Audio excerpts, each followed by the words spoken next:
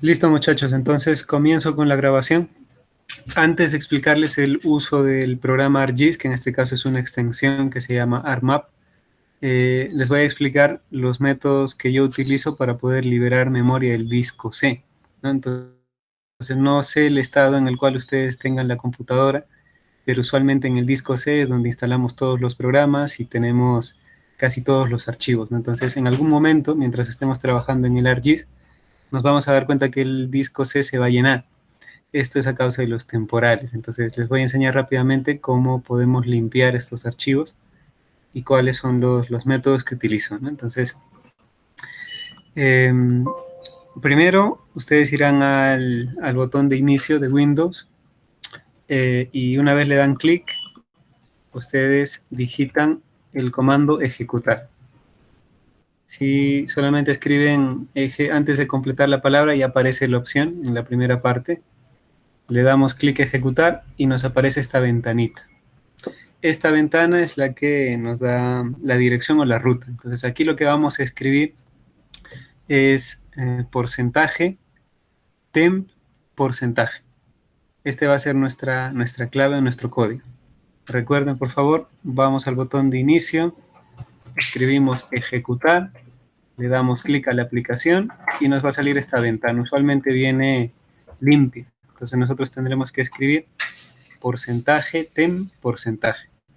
Y una vez tenemos esto, le damos a aceptar y lo que hace Windows es llevarnos a la carpeta local de temporales. Entonces, sobre esta carpeta, lo único que hacemos es seleccionar todo con el comando Control E y simplemente darle a suprimir. En algunos casos hay archivos que aún están siendo utilizados y no se van a eliminar del todo, así que le podemos dar a saltar. Si quieren pueden volver a repetir el proceso, se le da a suprimir y si hace falta se omiten algunos archivos. Eso como primer paso, muchachos. Con eso estamos limpiando los temporales del disco C. El segundo paso sería ir directamente al navegador, buscar la pestaña Equipo, donde usualmente vemos las unidades. Entonces tengo la unidad C, que ustedes saben que está llena, ¿no? Entonces le doy primero un clic encima, luego le doy clic derecho y busco propiedades, que está usualmente al final de la lista. Le doy a propiedades y me aparece esta ventanita. Y en esta ventana, en la parte media, voy a ubicar un botón que dice liberador de espacio en disco.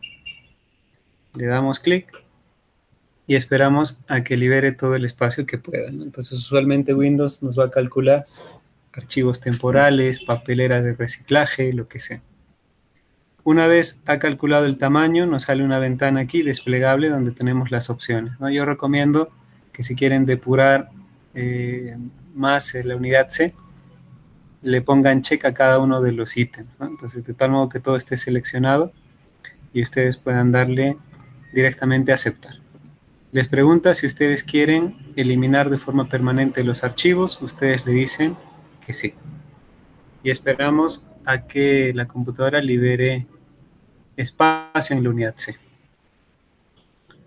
Listo, le damos a aceptar y en teoría tenemos más espacio disponible en el disco C. En mi caso ya no se puede liberar más espacio porque tengo la unidad a tope, ¿no? Pero ustedes deberían repetir estos dos pasos. A esto tenemos que sumarle el hecho de eliminar las descargas, ¿no?, históricas que ustedes ya no utilicen y, como siempre, vaciar la papelera de reciclaje, que es donde se van todos los archivos que hemos encontrado, ¿no? Una vez nosotros hemos hecho eso, garantizamos que el disco tiene suficiente memoria para poder correr el programa. Y simplemente nos vamos a la pestaña, al icono o al acceso directo, le damos doble clic y esperamos a que procese. El ArcGIS va a demorar unos cuantos minutos dependiendo de la rapidez de vuestro computador. Y usualmente nos presenta esta pantalla inicial. En esta pantalla inicial, si es que no hemos trabajado antes nada, no nos aparece archivos recientes y nos aparece solamente la pantalla en blanco.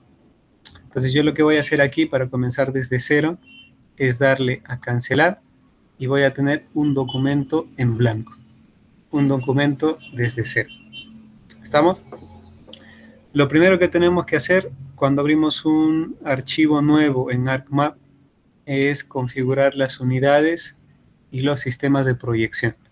Ustedes saben que tenemos varios sistemas de proyección. Los más conocidos son proyecciones geográficas, que son las que marcan latitud y longitud. Y tenemos las coordenadas UTM, que se manejan a nivel de cuadrículas. De hecho, el Perú está entre las cuadrículas 17, 18 y 19. Entonces, dependiendo en qué cuadrícula UTM te ubiques, tienes que configurar el sistema de proyección en tu proyecto. Entonces, tenemos esta ventana en blanco, ¿no? Este espacio de trabajo en blanco. Nos ubicamos en una parte vacía, le damos clic derecho y buscamos Data Frame Properties. Le damos clic y tenemos aquí la opción de configurar los sistemas. Repito, muchachos, para que no se pierdan. Hemos abierto el primer archivo, está totalmente en blanco. Vamos al espacio de trabajo, le damos clic derecho y elegimos Data Frame.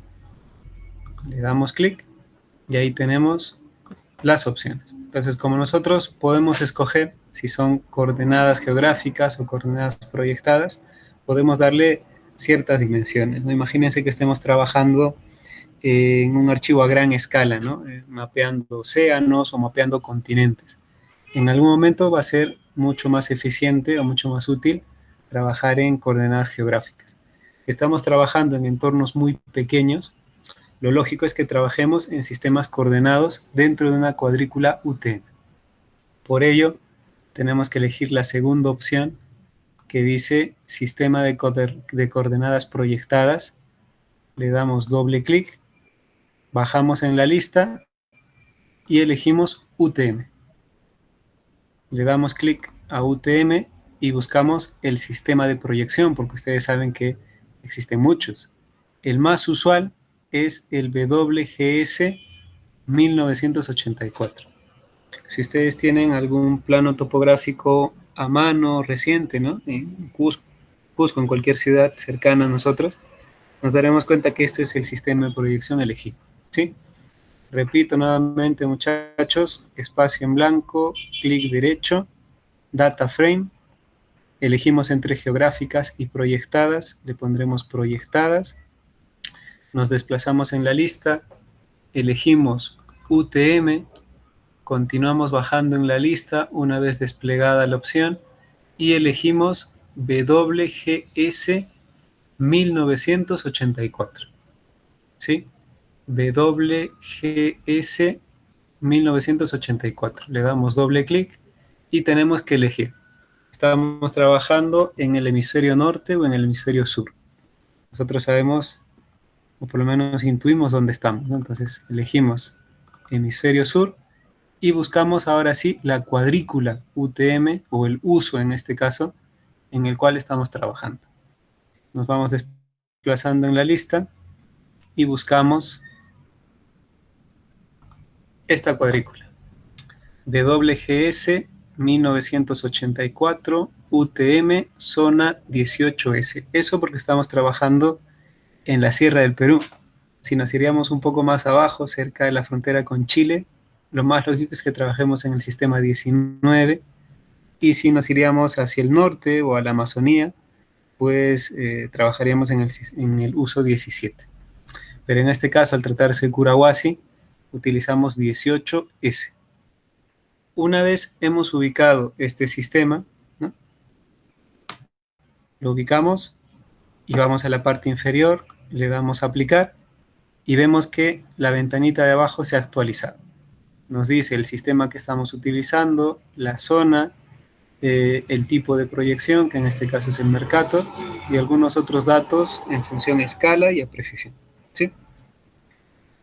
Una vez tenemos configurado nuestro sistema de proyección, le damos clic a aceptar y tenemos configurado, ¿no? Aparentemente no ha pasado nada, pero ya hemos dado las pautas para proyectar todos nuestros archivos. Eso es lo primero que tenemos que hacer, muchachos. Ni bien entremos a un archivo nuevo, tenemos que configurar el sistema de proyección. Eso tiene que ser de cajón. ¿Qué pasa? En algunos casos comenzamos a trabajar sin tomar estas precauciones y podemos trabajar varias capas en varios sistemas, lo cual al final genera muchas complicaciones, ¿no? De hecho, si tenemos capas distintas, muchos geoprocesos no funcionan si es que no comparten el mismo sistema. Si todo está bien hasta estas alturas, recuerden, muchachos, que pueden consultarme si es que no ha quedado claro algo. Vamos a pasar una revisión rápida del entorno de trabajo, ¿sí? En el lado izquierdo tenemos la tabla de contenidos.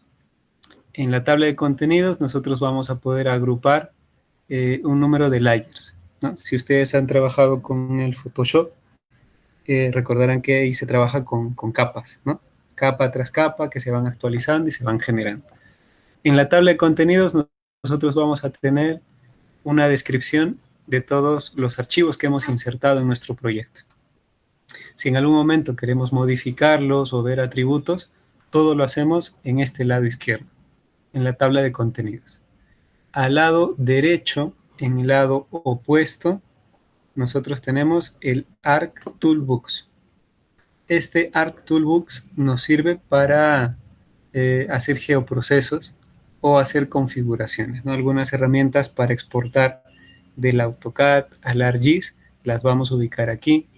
Para transformar un archivo de líneas en un archivo de polígonos, las herramientas las encontramos también aquí. Sí, a veces las rutas son muy largas y vale la pena tomar nota de ellas, ¿no? Pero de momento todavía no vamos a complicarnos demasiado.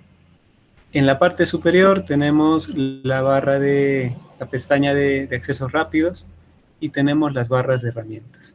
Tenemos archivo nuevo, abrir, guardar, imprimir, zoom in, zoom out, tenemos la manito pan para desplazarnos, tenemos las opciones de zoom hacia adentro, zoom hacia afuera, tenemos el botón de selección, tenemos una regla para tomar mediciones rápidas que no son necesariamente cotas, etc. Tenemos también una barra de edición que le vamos a aprender más adelante para qué sirve. Y tenemos quizá el botón que más vamos a utilizar, que es el botón de añadir data, ¿sí? Si ustedes ahora mismo están trasteando en su programa, se darán cuenta que en esta parte superior hay un botoncito, ¿no? Que parece ser un rectángulo amarillo con una cruz negra encima, sobrepuesta. Esta herramienta de añadir data nos sirve para cargar todos los archivos que queramos en nuestro nuevo proyecto, de distintas fuentes, en distintas épocas, archivos que nos descargamos o que hacemos nosotros mismos, todo lo podemos tener aquí, ¿sí? En esta opción de añadir data. Me gustaría, muchachos, aquellas personas que tienen ya el programa instalado, si su entorno de trabajo se parece al que estamos viendo aquí, ¿no? O a lo mejor ha habido algún problema de instalación y no aparecen todas las opciones. Si alguien podría confirmarme, por favor, muchachos, si tienen todas las ventanas completas. Arquitecto, buenas tardes. Sí, bueno, te escuchamos. En el caso mío, solo me falta la parte, digamos, del lado derecho, que es el Arc Toolbox, Ya, que no me aparece. perfecto. Solo me Ya. aparece el catálogo y Ajá. SEARCH. Listo. Ya, para solucionar eso, vas a la parte superior y buscas debajo de la pestaña de ayuda o help, ahí aparece el Arc Toolbox, que aparece con el mismo símbolo de esta cajita roja. Entonces, si tú le vas a dar clic, va a aparecer nuevamente el Arc Toolbox al lado derecho, ¿sí? Y eso para todos, muchachos. En algún momento el Arc Toolbox va a desaparecer, entre comillas. Entonces, para que vuelva a aparecer, nos vamos a la parte superior, buscamos la pestaña que dice Help. Justo debajo tenemos la ventanita de Arc Toolbox. Si nosotros cerramos esta opción, le damos clic, aparece nuevamente. Y ya saben que para fijar las ventanas tenemos unas chinchetas a ambos lados. Si le damos clic ahí, vamos a tener fijo y no se va a mover para nada. De momento, no vamos a modificarlo. Muy bien, continuaremos con cómo subimos datos a ArcMap o al ArcGIS. Ya hemos explicado que este es el botón que más vamos a utilizar, que es el botón de Add Data. Vamos a la parte superior, buscamos la pestaña Selección y usualmente el botón se ubica debajo. Le damos clic al botón y se nos abre un cuadro de diálogo, ¿sí? En este cuadro de diálogo yo voy a poder cerciorarme qué datos tengo disponibles. En este caso, como yo ya he trabajado varias cosas en el ArcGIS, tengo varias capas. Tengo edificaciones, tengo lotes, tengo manzanas, tengo sectores de estudio, topografía, un montón de cosas. Entonces, lo que yo tengo que hacer es primero ubicar la carpeta, digamos la carpeta de casa, ¿no? La carpeta donde vamos a guardar todos los archivos. Y de hecho nosotros podríamos asignar una carpeta para que esta carpeta sea la carpeta por defecto, ¿sí? Entonces voy a salirme un ratito del programa y les voy a explicar una cosa sobre los archivos. Fíjense muchachos, en vuestro caso yo les recomiendo que la carpeta de casa, ¿no?, donde vamos a sacar todos los archivos, esté en la unidad que tenga mayor espacio. Porque conforme vayamos trabajando, nos vamos a ir cargando de muchísima información y en algún momento se va a saturar. Entonces la recomendación sería, la carpeta base, de donde van a sacar todos sus archivos, no debe estar en el disco C, de preferencia. Yo preferiría que elijan el disco que más espacio tienen y ahí se creen una carpetita. Les explico. Yo tengo el disco D y tengo una carpeta a la cual he puesto PDU Curahuasi. Dentro de esta carpeta he creado otra carpeta que se llama Shapes PDU Curahuasi. ¿Sí? Shapes PDU Curahuasi. Le doy clic y aquí es donde tengo todos los archivos. Fíjense, tengo lotes, tengo manzanas, tengo no sé qué. Entonces, existen varios formatos para poder trabajar en el ArcGIS. Existen imágenes satelitales, existen polígonos, existen líneas, y el más común de todos es el formato Shape. Si prestan atención, se darán cuenta que aquí tengo un archivo Shape. La extensión para un archivo Shape es SHP. Esa es la extensión del archivo para trabajar en ArcGIS. ¿Cuál es la particularidad? Que al tratarse de una base de datos, está compuesta por varios componentes. Si prestamos atención, muchachos, se darán cuenta, por ejemplo, que aquí tengo 7 archivos que componen un shape.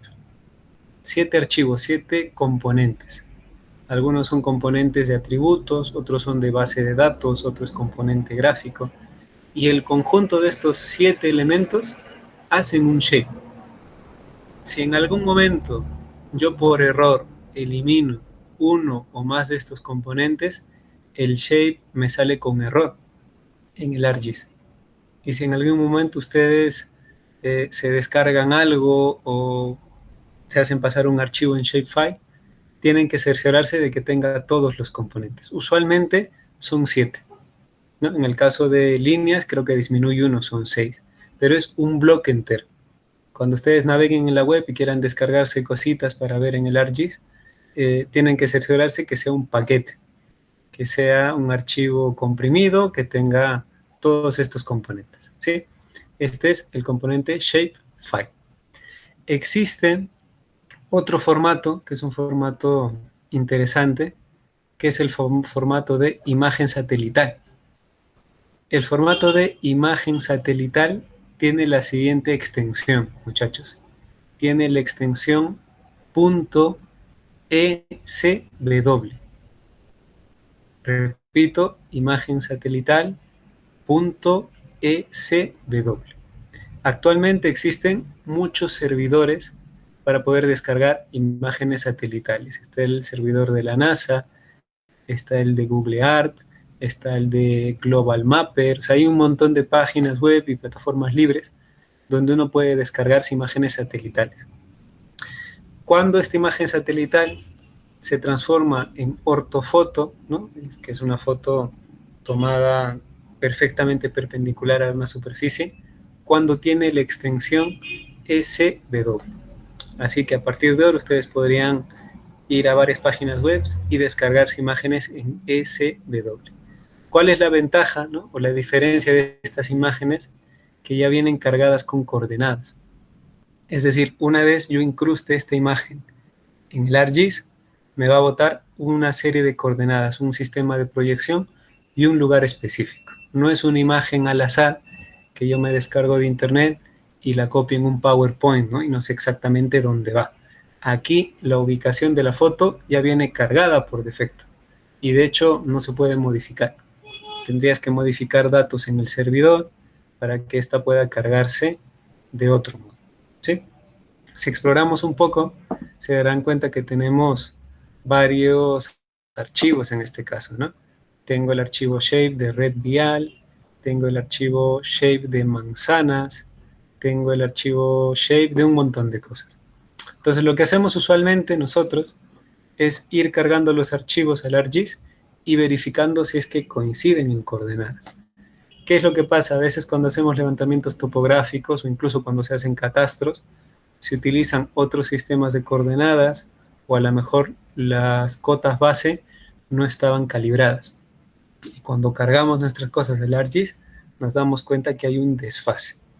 Cuando nosotros hablamos de georreferenciación, nos estamos refiriendo a que todos los objetos que trabajamos en el mapa tengan el mismo sistema y sean coherentes, ¿no? ¿Qué pasa si yo me descargo un mapita o un shape en otras coordenadas? Pues tendré que hacer la transformación para que sea coherente con el archivo, ¿sí? Volviendo al programa, ¿no? Recordemos que tenemos el espacio de trabajo y en la parte superior el botón de Add Data. Le damos clic y nos traslada directamente o nos dirige a una carpeta. En este caso, yo tengo la carpeta Shape Finales PDU, que es donde yo he cargado todos mis archivos. Podría ir al archivo inicial de ArcGIS, pero en este caso le he dado la ruta directamente. Listo. Entonces, ¿cómo yo puedo hacer para que en este navegador aparezca la carpeta que yo he creado, ¿no? Entonces ya les había explicado que ustedes se van al disco D o al disco E y se crean una carpeta exclusiva. ¿Cuál es la premisa? Que esa carpeta no la muevan bajo ninguna circunstancia. Si van a hacer trabajo tras trabajo ahí, que se mantenga en esa misma posición, tampoco le pueden cambiar el nombre, porque en algún momento nosotros modificamos y se cambia todo, de hecho el mapa aparece en blanco. Luego es un poco más fácil reconectar, se hace con un par de clics, pero a veces genera incomodidades, ¿no? Y puede hacer que nosotros perdamos información. Entonces en este caso, yo lo que hago es mantener una carpeta y en esa carpeta es donde voy procesando todos mis elementos. ¿Qué pasa si yo tengo una carpeta nueva a la cual quiero añadir directamente? Me doy cuenta que en esta ventana pequeña de Add Data tengo una opción que se llama Conectar to Folder. Connect to Folder. Le doy clic a Connect to Folder y aquí hago una revisión rápida, ¿no? Buscaré bibliotecas, buscaré disco E, disco D y elijo la carpeta que he creado. Le doy a aceptar y una vez le doy a aceptar, la carpeta ya aparece aquí directamente. Entonces todos mis archivos van cargados directamente a esa carpeta, ¿sí? Bueno, en este caso yo voy a cargar un par de shapes que son los que nos van a servir de base para nuestro trabajo. En este caso estoy en la carpeta PDU Curahuasi y voy buscando pues las imágenes que me han pasado, ¿no? Aquí he ubicado la imagen satelital, la ortofoto, que tiene nombre Curahuasi 18L y tiene una extensión SW. Ya lo hemos comentado que es el formato de ortofoto. Le doy a aceptar y tengo la imagen satelital cargada. Si yo me acerco a la imagen satelital, pues dependerá del nivel de resolución, ¿no? De la época de actualización. Yo puedo encargarme de verificar ciertas cosas, ¿sí? Hasta aquí todo bien porque solamente hemos cargado una imagen, ¿no? Y esta imagen no tiene mayores propiedades. Es decir, no puedo hacerle mayores modificaciones. De hecho, no puedo seleccionar la imagen y arrastrarla de un lado a otro. Lo único que puedo hacer es desplazarme por el entorno e ir verificando ciertas cosas. ¿Sí? Lo siguiente que hacemos, muchachos, es cargar un archivo en Shape, ¿no? Que ustedes se lo pueden haber reconstruido o que ustedes pueden habérselo descargado. En este caso vamos a buscar un archivo de Shapes que yo me he descargado del INEI, si no me equivoco. Nuevamente voy a la barra de herramientas, busco el botoncito Add Data, que es un cuadrado amarillo con una cruz, le doy clic y busco el archivo que quiero seguir cargando. Vamos a hacer una búsqueda rápida. Aquí está. Tengo un archivo que se llama Manzanas Kurawasi. Le damos a añadir y ahí tengo el formatito de manzanas. Este es un archivo shapefile. Yo me doy cuenta en el lado izquierdo, en la tabla de contenidos, que ya tengo dos capas cargadas. Y al igual que en el Photoshop, tengo la opción de expandir y contraer las opciones. Me doy cuenta que tengo un casillero marcado con un check. Eso me indica que el archivo es visible o no es visible. Si yo desconecto esto, desaparece la capa, entre comillas, y si desconecto esto, pues no aparece nada. Y así puedo ir apareciendo y desapareciendo. ¿Qué pasa si yo he cargado un shape que no quería?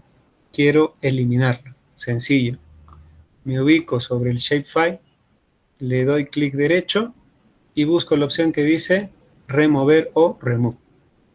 Le doy clic y desaparece el shape. Incluso puedo hacer lo mismo con la imagen satelital. Le doy clic, clic derecho, remover. Nuevamente puedo cargar estos dos datos. En este caso, cargaré primero manzanas, ahí lo tengo, y luego cargaré la imagen satelital. Ahí está, ahí lo tengo. Usualmente la imagen satelital se va por debajo, pero yo podría desplazarlos, digamos, en la posición. Coloco el cursor, le doy un solo clic sobre la capa. Si le hago doble clic, le puedo cambiar el nombre, no hace falta. Le doy un clic, arrastro y veo que sale una barrita. Y con esta barrita puedo cambiar la posición. Y voy a poner, por ejemplo, el shape de manzanas en la parte superior y ahí lo tengo. ¿Estamos? Y lo mismo para prender, apagar. Y ya sabemos que para remover es clic derecho, remover. ¿Cuál es la característica de un shapefile? La característica es que tiene un componente gráfico, que pueden ser polígonos, pueden ser puntos, pueden ser líneas, pueden ser cuadrados en raster, pueden ser topografías, lo que sea. Hay muchos elementos que podemos trabajar. Tiene un formato gráfico y tiene una base de datos asociada. Eso es básico para un shapefile, porque si solamente sería la parte gráfica, me bastaría con un AutoCAD, ¿no? Copiando y pegando coordenadas, no sé qué, ejecutando algún comando, podría hacerlo sencillamente en el AutoCAD. ¿Cuál es la ventaja del ArcGIS o de los sistemas de información geográfica? Que podemos asociar entes gráficos a base de datos o información, ¿no? Combinamos dos componentes o dos dimensiones que hasta hace unos años pues no tenían nada que ver, ¿no? De hecho, cuando nosotros hablamos en cuestiones de urbanismo, nos damos cuenta que existe la necesidad de espacializar los problemas. Imagínense, muchachos, que yo voy a intervenir esta ciudad, ¿no? Y me doy cuenta, por ejemplo, que hay un gran índice de delincuencia o criminalidad. Tasa de un incidente por cada 1000 habitantes, yo qué sé, en el periodo de un año. El dato desagregado no me dice nada, porque es una estadística general. Digamos, del mismo modo que yo puedo decir que el Perú tiene un Producto Bruto Interno de tantos miles de soles, ¿no? No me dice nada la cifra global. ¿Qué tenemos que hacer? Tenemos que desagregarlo poco a poco. Y cuando nosotros desagregamos la información, nos damos cuenta que tiene un componente espacial. No es lo mismo decir, hay mucha delincuencia en Curahuasi, que decir, hay mucha delincuencia o un mayor índice de delincuencia en Curahuasi en las zonas de, yo qué sé, barrio Orcopampa y casco histórico. Y si voy más al detalle, me doy cuenta de que existen dos manzanas específicas donde hay estos problemas. Cuando nosotros espacializamos el problema, salen diversas líneas de interpretación. Yo puedo decir, ¿por qué necesariamente hay más delincuencia aquí? ¿No? A lo mejor es el contexto, a lo mejor es el uso de suelos, o a lo mejor es una vía de alta velocidad, lo que sea. Entonces, cuando nosotros pensamos los problemas urbanos desde el espacio, nos damos cuenta que se pueden intervenir y tienen ciertos criterios de relación. La cercanía a un equipamiento, la permisidad de usos, la infraestructura, la altura de las edificaciones, lo que sea. De ahí la importancia de hacer un mapeo detallado del entorno al cual nos enfrentamos, ¿no? Por ejemplo, podríamos decir que Curahuasi necesita o tiene un déficit de 1000 viviendas. Pero la pregunta es, ¿dónde es más álgido el déficit? Si es en la zona norte, en la zona sur, si es en un lugar en concreto donde hay déficit, o a lo mejor hay un lugar donde hay superávit de vivienda. Entonces, cuando hacemos estos escenarios, ¿no? Estas oscilaciones de ida y vuelta del escenario global al escenario local, ¿no? De la gran escala a la pequeña escala, es donde realmente podemos tomar conciencia del problema. Y una vez el problema es reconocido en su real magnitud, la respuesta es mucho más sencilla. La respuesta es clara, la respuesta es directa. ¿Qué es lo que pasa? ¿Quién se encarga, ¿no? O qué ente, o qué, ¿cómo se puede decir? ¿Qué dependencia del municipio se encarga de esto? En teoría debería ser la unidad de catastro, porque en la unidad de catastro nosotros podemos diferenciar lotes, podemos ver el tipo de propiedad, podemos asociarlo al nivel de rentas, a los impuestos que pagan, y si tendríamos una data organizada, nosotros podríamos saber a ciencia cierta dónde surgen los problemas y los conflictos y dónde tenemos que intervenir. Esto en otros países, en otros lugares del mundo, pues después de mucho trabajar, se ha podido tener, digamos, en foja cero, ¿no? Se ha podido absorber este problema. El caso de España, ¿no? Siendo uno de los países más rezagados de la Unión Europea, es rescatable, ¿no? Todo su catastro está volcado a una plataforma web, todos sus datos estadísticos están volcados a información georreferenciada. Entonces, si en algún momento yo quiero hacer un estudio de mercado, por ejemplo, y quiero saber dónde vive la mayor cantidad de pobladores o de jóvenes que están cursando estudios universitarios, por ejemplo, podría utilizar esta data y podría saber exactamente dónde están estas personas. Desde el punto de vista del mercado, yo podría ofrecerles cosas, ¿no? Podría poner una librería cerca, por ejemplo. Si la data me dice que aquí hay puros estudiantes de arquitectura, pues me pongo un plotter cerca, ¿no? O una tienda de maquetería, lo que sea. Aunque parezca mentira, muchachos, en muchos países y en muchas ciudades, el urbanismo se lleva de este modo. Se estudia el grano fino, se estudia lo que pasa en el día a día, en cada manzana, en cada lote. Algunos dicen que esto puede generar complicaciones, ¿no? Que a lo mejor es muy invasivo, que no deja espacio a la privacidad, lo que sea, ¿no? Que capitalizan las necesidades de los pobladores, lo que sea. Yo entiendo que esta información georreferenciada está bien, siempre y cuando se utilice, siempre y cuando estén claros los fines, ¿no? Si yo sé que voy a utilizarlo para vender cosas, pues lo utilizo y soy claro en esa intención. Si yo quiero utilizarlo para mejorar las condiciones de vida, lo mismo, ¿no? Imagínense, por ejemplo, que en el caso de la pandemia, yo reconozca los sectores donde existe población vulnerable, población que está en edad avanzada. Entonces, hago el mapeo y me doy cuenta que hay ciertos puntos rojos donde hay esta población. Entonces la idea sería hacer un proceso de cerco epidemiológico en cada una de estas zonas. Entonces, si nosotros hubiésemos tenido un sistema más detallado de información espacial, muchos de los problemas que sufrimos a día de hoy, pues no lo tendríamos, no existirían, o serían mucho más fáciles de afrontar. Cuando iniciaba la pandemia, yo leía la noticia del municipio de Huanchac, que tenía una información geográfica sobre los casos de COVID, no sé qué. Es básicamente esto, muchachos. Se hace identificar. Hay un señor de 70 años que ha tenido COVID y sus 3 hijos, ¿no? ¿Dónde vive? En tal lugar. ¡Pum! Le ponemos un puntito en el ARGIS. ¿Dónde está la otra persona? No sé qué. Aquí en esta manzana. ¡Plop! Le ponemos un punto y ya está. O sea, a nivel de ejecución es muy sencillo, ¿no? Y es tan sencillo que a veces nos olvidamos de esto y pensamos que son cosas superfluas, ¿no?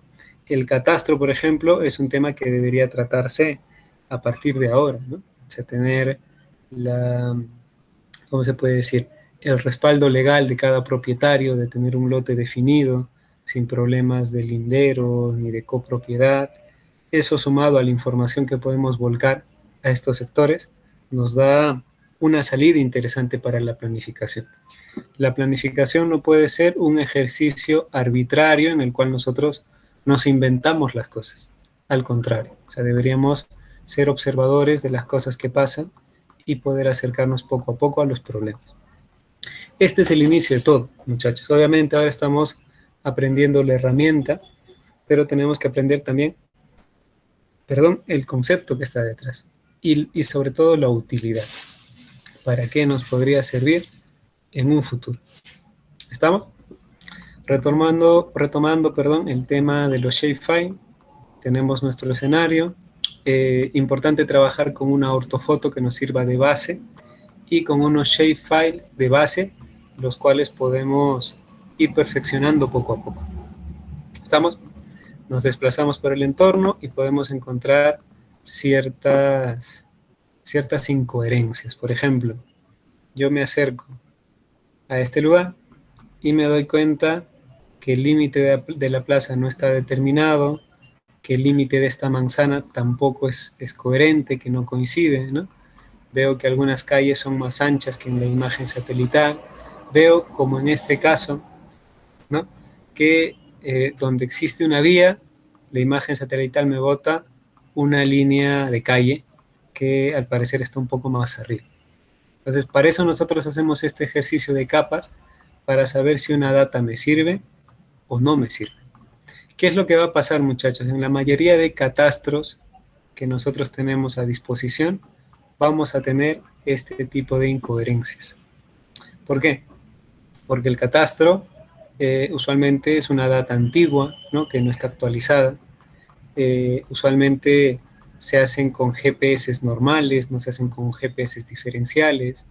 A lo mejor la triangulación con base de cotas no ha sido la correcta o no existe un punto geodésico certificado, entre otras cosas. A esto me gustaría añadirles algo, ¿no? A modo de comentario, que existe una institución a nivel Perú. Me gustaría, muchachos, saber si me están siguiendo, por favor, porque muchas veces se me fue la conexión y resulta que estaba hablando y nadie me escuchaba. Si alguien me podría confirmar, por favor, para ver si es que están siguiendo la clase. Sí, por favor. Sí, se le escucha, arquitecto. Perfecto, muy bien, muchachos. Les explico esto rápidamente, muchachos. Tenemos a nivel Perú una institución que es el IGN, que es el Instituto Geográfico Nacional. Es el ente encargado de poder cartografiar y darnos los sistemas de proyección base, ¿no? De aquí es donde nosotros sacamos las famosas cartas nacionales, donde podemos reconocer la cuadrícula exacta, el sistema de proyección, los límites entre distritos, entre cuencas, etc. Digamos que este es el instituto que está encargado de compilar toda esta información y generarla en una misma base de datos, ¿no? A día de hoy tenemos varias instituciones que trabajan con esta data, ¿no? Estamos hablando del CERFOL, COFOPRI, que tiene una plataforma que se llama GeoYacta, tenemos el Minam, tenemos el Sinagret, o sea, hay varias plataformas web que nos brindan esta información. Entonces, ¿qué hace, aparte de compilar la información, qué hace el Instituto Geográfico Nacional? Es generar los famosos puntos geodésicos. Los puntos geodésicos son como base de cotas, ¿no? o banco de cotas, los BMs, pero a nivel de región, de departamento o de provincia.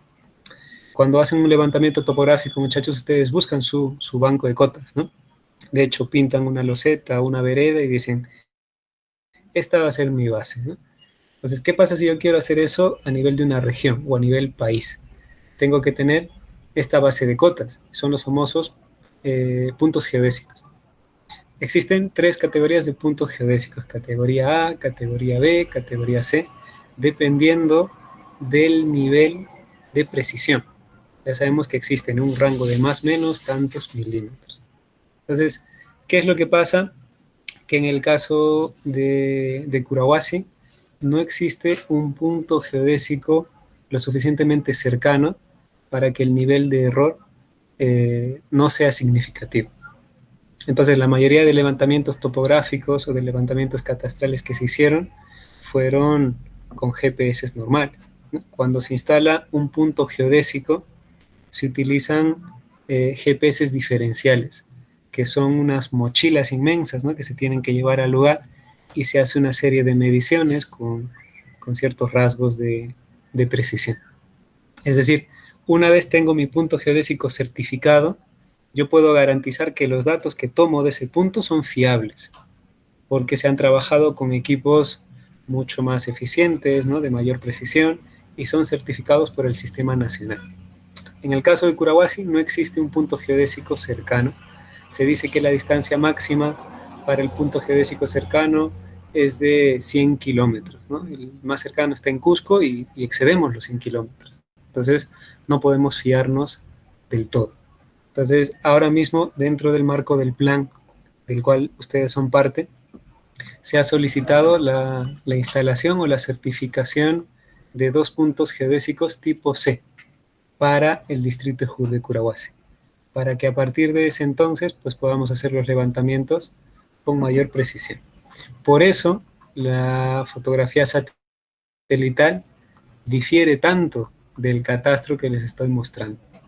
Este es un catastro que lo he descargado del INEI, pero a nivel catastro proporcionado por el municipio también existen estas diferencias. De hecho, el mapita que vamos a utilizar de base tiene también ciertas imprecisiones, ¿no? que a estas alturas no se pueden salvar porque implicaría hacer un nuevo levantamiento topográfico y no está dentro del plan, ¿no? A nivel de servicio no está incluido. Vamos a ver una cuestión práctica muy sencilla. Tenemos las manzanas y yo quiero cambiarle el modo de visualización. Es decir, si tengo el lote, la manzana, veo que es sólido el color. Pues voy a la parte izquierda, busco la capa que quiero modificar, le doy clic a la pestaña que dice más y veo que aquí aparece la parte gráfica. ¿Sí? Fíjense. Despliego y me doy cuenta que aquí está la parte gráfica que coincide con la parte visual que tengo en mi pantalla. Entonces lo que tengo que hacer es algo tan sencillo como cambiarle los colorcitos. Entonces le voy a dar clic a este recuadro y aparece directamente esta ventana. Repito, muchachos, si quiero ver de otro modo el shapefile, voy a la capa que quiero cambiar, despliego dando clic a la pestaña de más y le doy clic a la parte gráfica, al cuadrado donde aparece el color y el borde. Le doy clic y aquí tengo la parte gráfica, el elemento. Tengo aquí varias plantillas, varias opciones, las cuales puedo ir seleccionando y puedo darle OK para que se actualice completamente. En este caso, a mí me sería muy útil poder tener el centro vacío, es decir, sin un relleno, pero sí el borde. Entonces, nuevamente, despliego, le doy clic al elemento y voy a darle clic a esta plantilla que se llama Holo. Si yo presiono Holo, me doy cuenta que no tengo un color de relleno y solamente estoy trabajando el borde. ¿Sí? Clic en Hollow, cambia la representación, y aquí lo único que hago es cambiar el color del borde. Entonces voy a ponerle un color amarillo, ¿no? O un fucsia o lo que sea, un color brillante, ¿no? Que contraste con la imagen. Puedo incluso cambiarle las cuestiones de representación de una vez para poder lanzar e imprimir, y le voy a poner un grosor de 1 milímetro a la línea. Le voy a dar clic y ahí tengo mi nueva representación. No he cambiado en nada, solo he cambiado la parte gráfica. Repito, la capa, le doy clic al cuadrado de visualización y cambio los colores. Ya saben que Hollow es el que me da esta opción de tener el centro vacío, y le cambio la línea de borde. Yo prefiero usar el color amarillo o rojo porque es el que más destaca, ¿no? Y puedo cambiarle incluso el color en milímetros. Puedo ponerle 1 milímetro. Le doy OK y ahí tengo mi elemento. Y aquí me doy cuenta que existen muchos errores, fíjense. Una manzana que ocupa una vía, ¿no? El pasaje común que no coincide, etcétera, etcétera, etcétera. Por suerte, la data que nosotros vamos a utilizar es una data actualizada. Es una data que yo ya le he trasteado, ¿no? He intentado acondicionarlo un poco, ¿no? A la imagen satelital para no tener problemas en un futuro. Entonces tengo todos estos elementos. Hasta aquí solamente hemos visto la parte gráfica, muchachos. Y ahora es donde viene la parte interesante, ¿no? Que es la parte que a mí más me gusta, que es la parte de datos. Fíjense lo que vamos a hacer. Voy a elegir la capa que me interesa trabajar. Voy al lado izquierdo, le doy un clic, inmediatamente le doy clic derecho y aquí me aparecen un montón de opciones. La primera opción que vamos a aprender es la opción de abrir tabla de atributos. ¿Sí? La tercera opción. Abrir tabla de atributos. ¿Qué pasa si yo le doy clic aquí? Aparece una tablita donde yo tengo una serie de datos. Los datos dependerán de quién ha creado el archivo, de dónde los he descargado, y de hecho nosotros vamos a aprender a modificar los datos interiores de cada elemento. ¿Estamos? Pero de momento nos basta con esta información. Nuevamente, muchachos, elijo la capa que estoy trabajando, le doy clic derecho y busco abrir tabla de atributos, Open Attribute Table. Le damos clic y ahí aparece mi tabla de atributos. Me quedo ahí y me doy cuenta que existen una gran cantidad de datos, ¿no? El identificador, qué tipo de shape es polígono, en qué manzana se encuentra, cuál es el ubigeo, cuál es el área. Si yo hago referencia a ubigeo, estoy haciendo referencia a COFOPRE directamente. Tengo la zona en la cual estoy trabajando, la manzana, la subdivisión, el total de lotes, cuántos hombres, cuántas mujeres están, etcétera, etcétera, etcétera. Y es que el censo del año 2017 fue un censo que se trabajó a nivel de manzanas. Por eso es que nosotros tenemos aquí una gran cantidad de información y esto se ha bajado directamente del INEI. ¿Estamos? Una vez hemos abierto la tabla de atributos, nosotros podemos hacer un montón de cosas. En primer lugar, identificar un polígono y ver sus datos para ver qué es lo que pasa en este polígono. Entonces, fíjense que en la parte superior, en la barra de herramientas, nosotros tenemos un botón de selección. ¿Sí? Un botón de selección, fíjense. Justo debajo de Add Data, ¿no?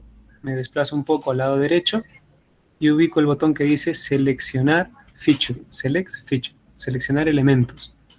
Si yo le doy clic a select feature, me desplazo y puedo darle clic a un elemento. Y fíjense lo que está pasando. Selecciono esta manzana y veo que en mi tabla de atributos aparece un casillero, en este caso una fila, coloreada en azul. Quiere decir que los datos asociados a este polígono son los que están señalados aquí. Puedo seleccionar otro polígono y me doy cuenta que pasa lo mismo. En este caso pasa algo interesante y es que selecciono el polígono, pero no me aparecen los datos de la selección. Esto se soluciona en la parte inferior. Quiero que presten atención, muchachos, a la parte inferior de la tabla de atributos. Tengo un recuento rápido de elementos. Me dice que estoy seleccionando un elemento de 159. 159 elementos. Al costado izquierdo del recuento de elementos tengo otras opciones. Por ejemplo, tengo la opción de seleccionar o mostrar los elementos y la opción de tabla total. Por defecto está ubicado en tabla total y no está ubicada en selección de elementos. Entonces yo le voy a dar clic a este casillero vacío. Le doy clic y fíjense lo que ha pasado. Aparentemente la tabla se ha hecho chiquita, pero no se ha hecho chiquita y tampoco hemos eliminado datos. Solamente le estamos pidiendo al programa que nos filtre la información de esa manzana. ¿Qué pasa si yo selecciono otro elemento, este de aquí? Cambia y veo que la selección ahora es distinta. Los datos asociados a esta manzana pues están aquí. Si prestamos atención nos damos cuenta que tenemos el número de la manzana, el número de la división, el total de personas, el total de hombres y el total de mujeres. Eso unido a distintos otros datos de identificación. Me desplazo y tengo en qué provincia me ubico, en qué distrito y en qué departamento. ¿Qué pasa si yo necesito ver los datos de 2 o más elementos? Tengo que cumplir con los siguientes pasos. Fíjense, voy a la parte superior, busco la herramienta de selección que está debajo de añadir data al lado izquierdo, que es un cursor, ¿no? Una flechita blanca sobre un elemento en azul. Seleccionar elementos. Pico y luego selecciono los elementos que necesito. Como en otros programas, me bastará con mantener presionado Shift para que los elementos se seleccionen en bloque. Fíjense, ahora mismo tengo seleccionado 5 polígonos y tengo 5 datos aquí. Cada uno con sus mismos atributos y sus mismos elementos. Si yo me desplazo un poco más abajo, puedo cambiar el modo de visualización. Sin que estos elementos se deseleccionen, puedo cambiar el modo de visualización. Tengo el recuento, recordemos que dice 5 polígonos de 159, y le voy a dar clic a esta tablita que dice mostrar todo el contenido. Le doy clic y la tabla vuelve a ser la tabla de antes, fíjense, la tabla que contiene los 159 elementos. Mientras me desplazo me doy cuenta que se van alternando, van apareciendo varias manzanas en orden disperso. Cuando yo quiero mantener toda la selección en una misma tabla, es decir, tener como un resumen, tengo que ir a la parte inferior y tengo que seleccionar este elemento que dice mostrar elementos seleccionados, que usualmente es el icono de una tablita mucho más pequeña. Le doy clic y tengo aquí los elementos todos agrupados. Y con esto puedo hacer un montón de cosas, ¿no? Puedo calcular el número de personas, puedo ver la distancia que hay entre uno y otra, puedo extraer coordenadas, puedo calcular área, perímetro, y un poco más adelante, si es que nos da tiempo también para estas inducciones, podríamos ejecutar geoprocesos, ¿no? Que son como comandos especiales, ¿no? Para calcular cercanías, distancias, rutas, lo que sea. Toma un poquito más de trabajo, pero también es parte de este programa. Pero lo importante a estas alturas es saber que el ArcGIS nos permite poder generar parte gráfica y parte de datos. ¿Estamos? ¿Qué es lo que va a pasar aquí, muchachos? Si yo voy a tener más capas cargadas, usualmente voy a ir seleccionando y se van a confundir las capas.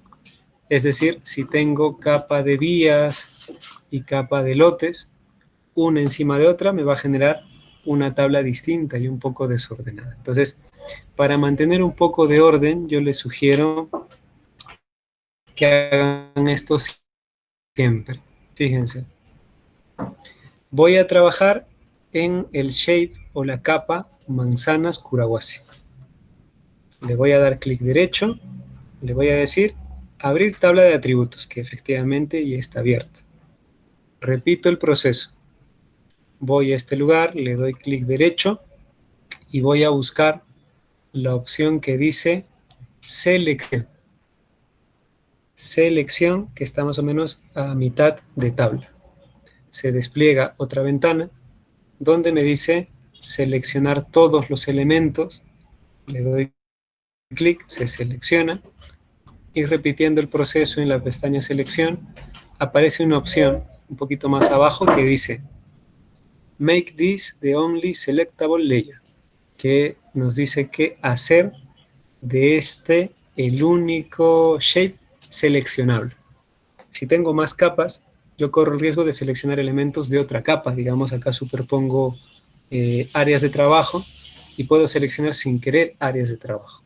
Entonces, como yo estoy seguro que voy a trabajar primero en manzanas Kurawasi, hago este proceso. Clic derecho, selección, seleccionar, perdón, hacer de este el único layer seleccionable. Make this the only selectable layer. Le damos clic y ya tenemos todo configurado. ¿Esto qué me garantiza? Que yo haga lo que haga, solamente voy a seleccionar el shape que dice manzanas Kurawasi. Da igual si tengo 20, 30, 40 o 50 shapes, solamente se va a seleccionar uno solo. Vamos a hacer la prueba introduciendo más capas, ¿sí? Recordemos, añadir capa. Sí.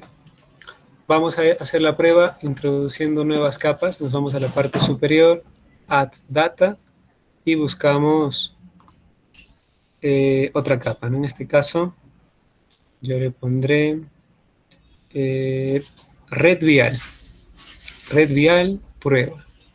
Le doy a añadir y tengo un nuevo shape.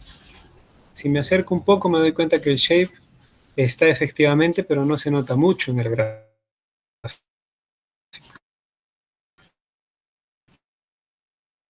Voy a lo cambiar y en este caso, como es una línea, solamente va a aparecer una línea, a diferencia de los polígonos. Le doy clic en la línea y aparece este elemento.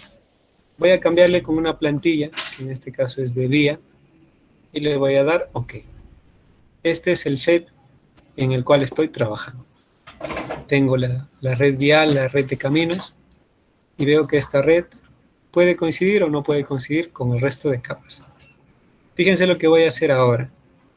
Voy a seleccionar la herramienta de selección, aunque suene redundante. Voy a la parte superior, al costado de Add Data, busco seleccionar y voy a hacer un barrido. Hago un barrido y me doy cuenta que se selecciona todo. Fíjense, se ha seleccionado manzana y se ha seleccionado vía. Yo no quiero producir esta complicación. Deselecciono y repito los pasos. En este caso le voy a decir que solamente quiero trabajar en red vial. Entonces me ubico sobre red vial, le doy clic derecho, le voy a decir seleccionar, hacer de este el único layer seleccionable. Make this the only selectable layer. Le damos clic y fíjense lo que va a pasar. Voy a hacer un barrido y fíjense, aunque pase por encima de las manzanas no se han seleccionado.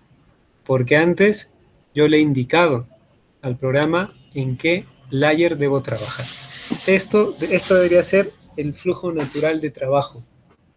Cada vez que voy a trabajar con un layer tengo que ser consciente de qué layer quiero seleccionar y hacerle este cambio justo al inicio para evitar problemas. Vamos a seguir trabajando en manzanas Kurawasi, entonces tengo que cambiarle nuevamente. Le doy clic derecho, seleccionar, Made this the only selectable layer. Le damos clic y ejecutamos nuevamente, ¿no? Ahí lo tenemos. Hacemos el barrido y solamente se seleccionan manzanas. Hemos aprendido también que nos ubicamos sobre el layer o el shape, le damos clic derecho y le decimos abrir tabla de atributos. Le damos clic y ahí lo tenemos. Esto ya lo hemos aprendido, ¿no? Tenemos la tabla total y tenemos varios elementos separados. Nos vamos a la parte inferior y le cambiamos el modo de representar. Le decimos que queremos que nos muestre los elementos seleccionados. Nos vamos a la parte inferior y le damos clic. Y vemos que todos los elementos de la tabla nos aparecen totalmente coloreados. Y son los elementos que curiosamente hemos seleccionado en nuestro mapita. Entonces con esto nosotros podríamos fácilmente crear un shape desde la nada y comenzar a meterle datos en nuestra tabla. Si tenemos algo de tiempo libre, podríamos hacer un mapeo, por ejemplo, de los estudiantes de arquitectura que residen en Kurawasi, por ejemplo. Los ubicamos, vemos la manzana, vemos el lote y vamos seleccionándolo poco a poco. Les voy a enseñar ahora un truco para no perdernos demasiado en el interfaz del programa, que es un truco muy sencillo, ¿no? Voy a cerrar la tabla de atributos, voy a desplazarme un poquito. ¿Qué es lo que pasa, muchachos? A veces nos vamos desplazando con el scroll de arriba a abajo y ya saben, presionando el scroll y sin soltarlo aparece la manito para arrastrar y esto nos ayuda un poquito, ¿no? Podríamos también desplazarnos con las barritas tanto vertical como horizontalmente y hacer zoom manual de manera directa o zoom out también de manera directa, ¿sí? Recuerden, presiono la ruedita del scroll y sin soltarla tengo arrastrar, tengo pan, ¿no? El comando que funciona también en otros programas. Pero ¿qué pasa? A veces estoy haciendo tantas cosas, ¿no? O me confundo, o le doy doble clic a las cosas, lo que sea, y me doy cuenta que desaparece mi pantalla. Estoy en una pantalla en blanco y no sé cómo regresar a la pantalla. Le doy zoom, me alejo, le doy manito y no pasa nada. ¿Qué es lo que yo puedo hacer? Fíjense. Si estoy trabajando en manzanas Kurawasi, me ubico nuevamente en la capa, le doy clic derecho y voy a ver que existe una herramienta que se llama Zoom to Layer, que es básicamente acercar la pantalla a la capa que estoy trabajando, al shape. Nuevamente me he perdido, ¿no? Le he dado clic varias veces y se ha perdido, está en blanco, no sé dónde estoy.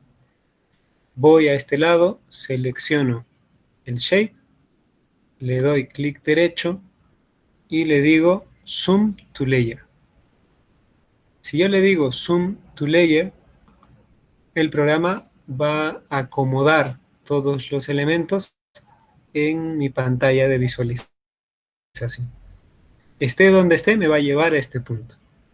¿Qué pasa si yo quiero hacer lo mismo con otra capa? Pues puedo hacerlo perfectamente. Nuevamente me he perdido, no sé dónde estoy, si estoy muy arriba o muy abajo, y quiero regresar a la capa red vial.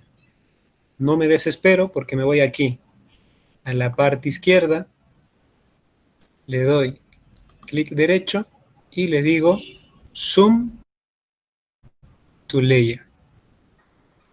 Le digo Zoom to Layer y selecciono y aquí está. Como en este caso el shape de vías es más grande, la pantalla se ha acomodado a un entorno mucho más grande, pero ya me sirve para poder ubicarme en el espacio, ¿sí? Eso si en algún momento yo me he perdido haciendo el trasteo, ¿no? Que me he desaparecido, lo que sea. Hasta ahí ¿Todo bien, muchachos? Me gustaría saber si me están siguiendo y si tienen alguna duda, por favor. Muchachos, me gustaría saber su opinión.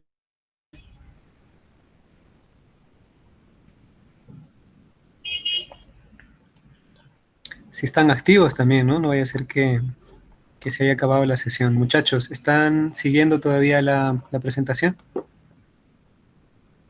Perfecto, todo bien, todo bien. Muy bien, muchachos. Antes de continuar, decirles una cosa sencilla, muchachos. Al igual que todo programa nuevo, nos va a costar un poquito adecuarnos, ¿no? Porque a lo mejor el entorno es un poco distinto, a lo mejor no hay iconos tan llamativos como otros programas, o la interfaz es muy fea, lo que sea, ¿no? Pero poco a poco nos vamos a adecuar y vamos a ver que estos procesos se hacen muy rápido, ¿no? Y de hecho esa es la intención, que ustedes manejen bien el programa y que puedan manipular bien los datos y todo, ¿no? Ya les había explicado que para la parte de trabajo tenemos que volcar todos los datos a nuestro shape. Y una vez volcado, ya podemos sacar conclusiones, estadísticas, podemos hacer mapeos, lo que sea.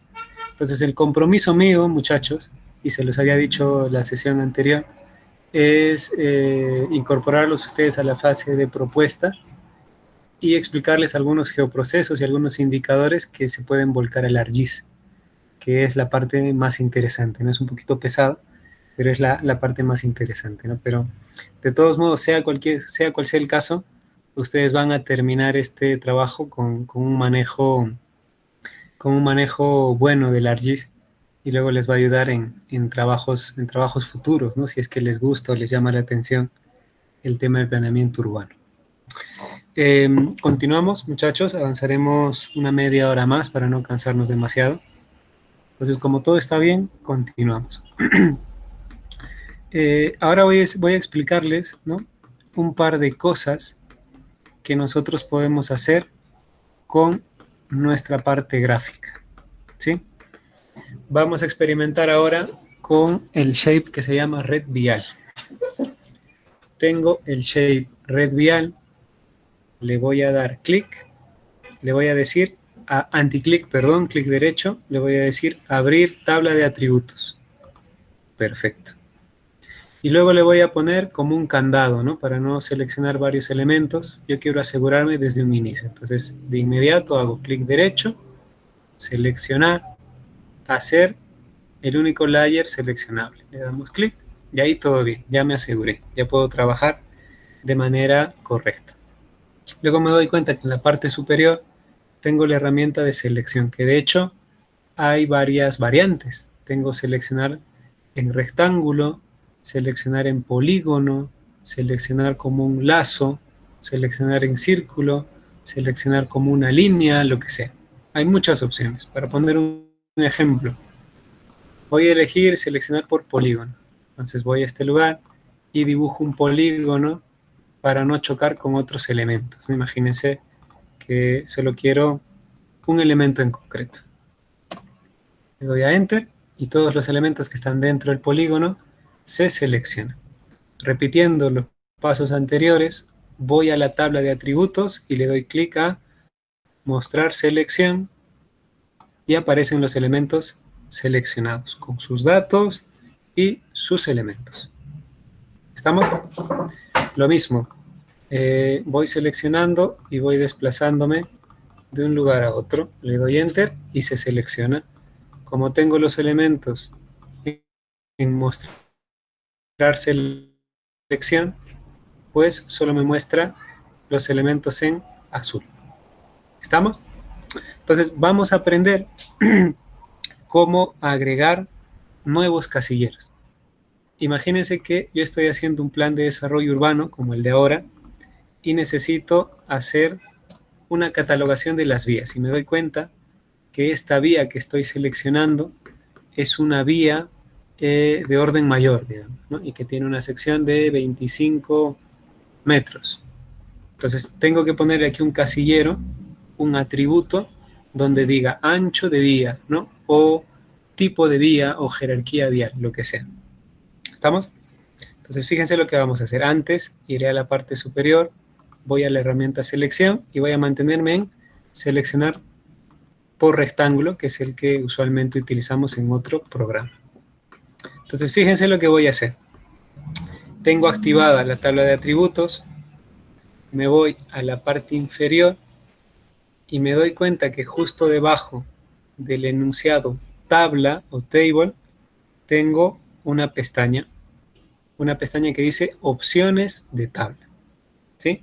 Repito, muchachos, tengo la tabla de atributos y me voy aquí justo a la esquina derecha y busco la pestaña que dice opciones de tabla o table options. Le damos clic y tengo estos elementos. Disculpen, muchachos, me voy a detenerme un ratito. Medio minuto, por favor.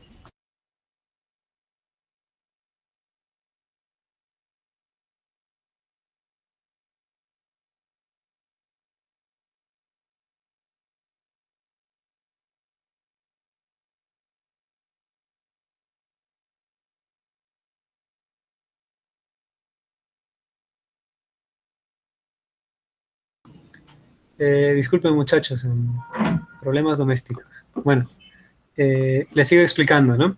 Vamos a ponerle un atributo a la línea en la cual estoy trabajando. Entonces, lo que voy a hacer es activar la tabla de atributos, busco la esquina, bueno, no la esquina, sino el lado izquierdo, y busco la pestaña que dice Table Options.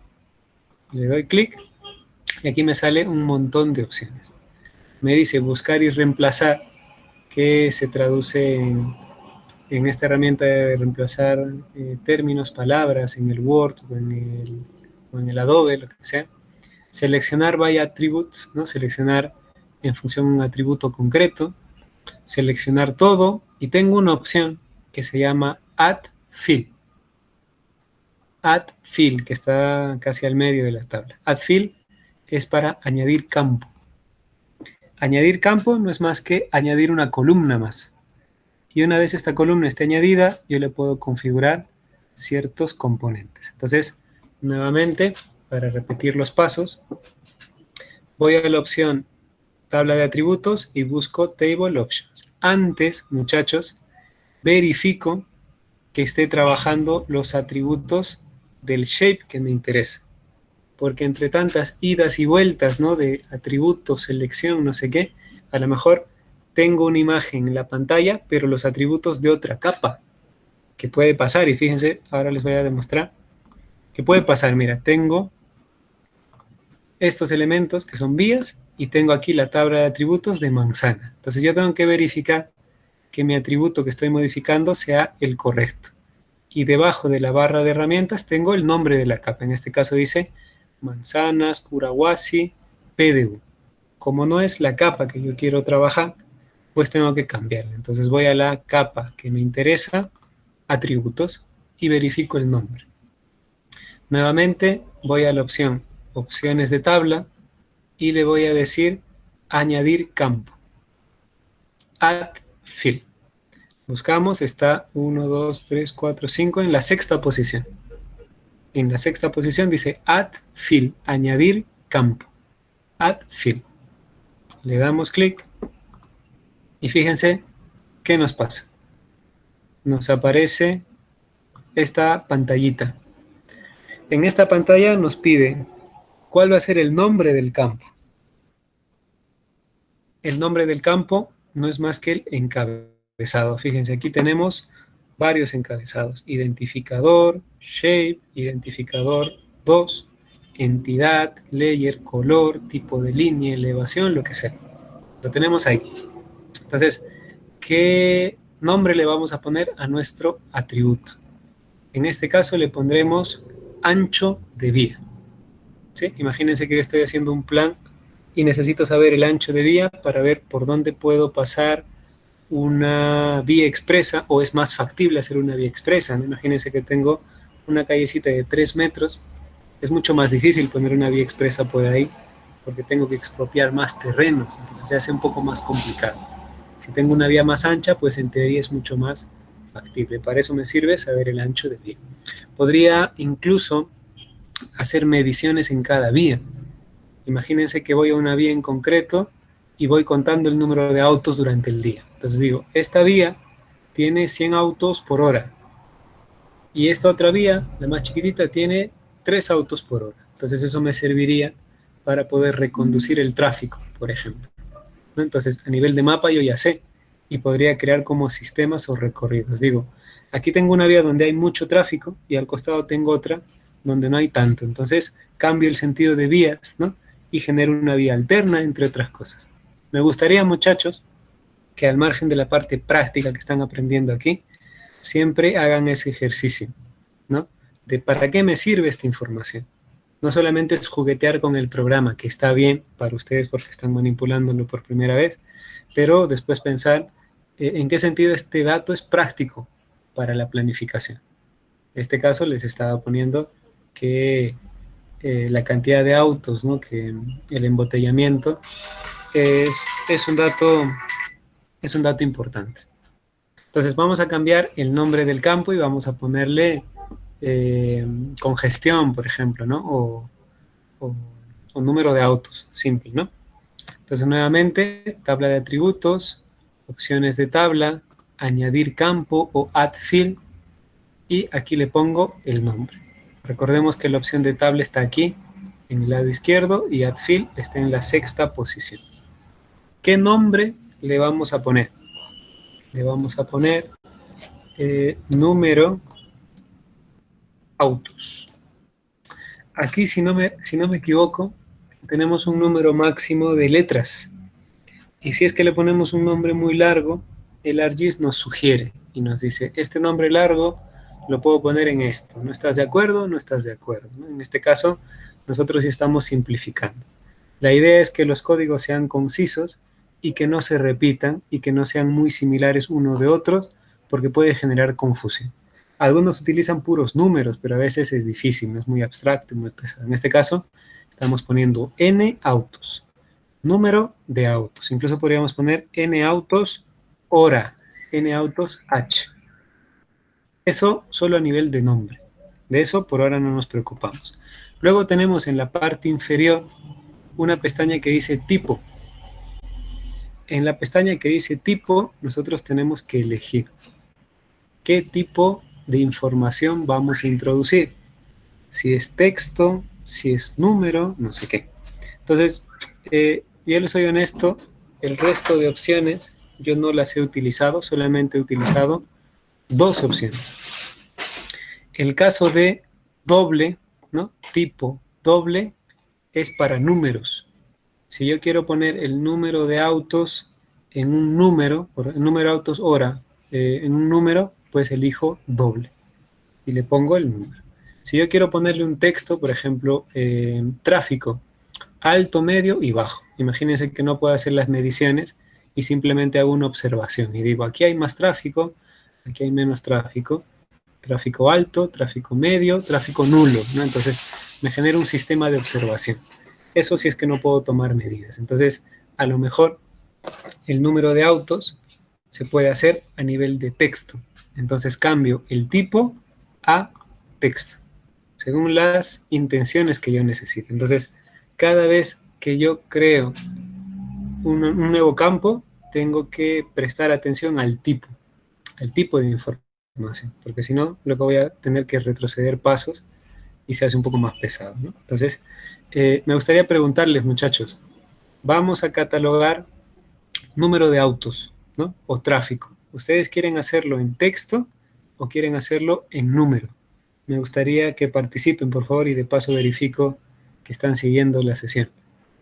Alguien, por favor, que me pueda dar una idea. ¿Cómo vamos a catalogar el número de autos en una calle o en una vía? ¿Qué le ponemos? ¿En números o en texto, muchachos? ¿Alguien, por favor?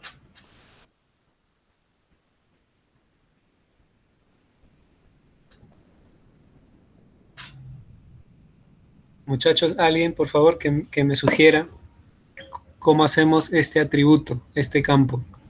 ¿Con números o con texto? Voy a salir un ratito, ¿no? Números, perfecto. Jordi nos dice números, todos quieren números, muy bien.